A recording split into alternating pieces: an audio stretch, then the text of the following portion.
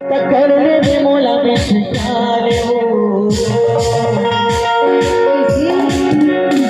अब काबू में लेके मने पर ही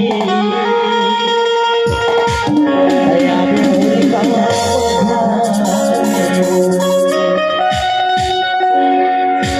अरे यही मोरे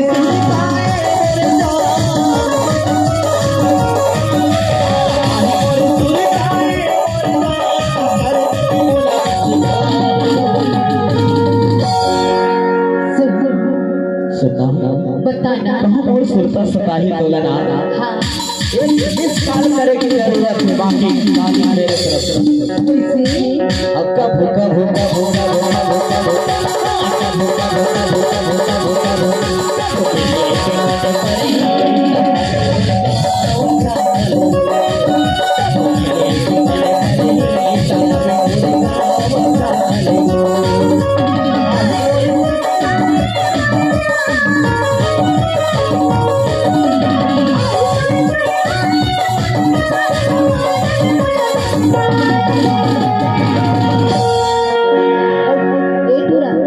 बोला बोला साल भर की ना हाँ हाँ पक्का याद कर गई अरे मैं हद बिल्कुल नहीं काम तोरे काम तबे तो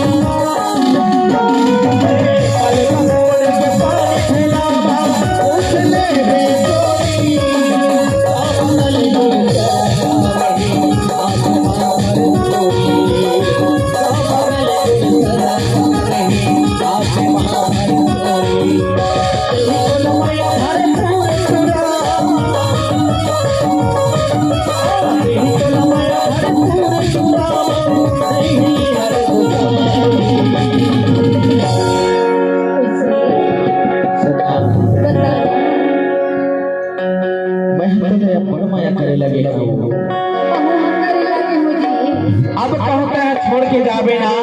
हाँ उनका हाल हो रे पगली मैं क्यों गई देखने से दिल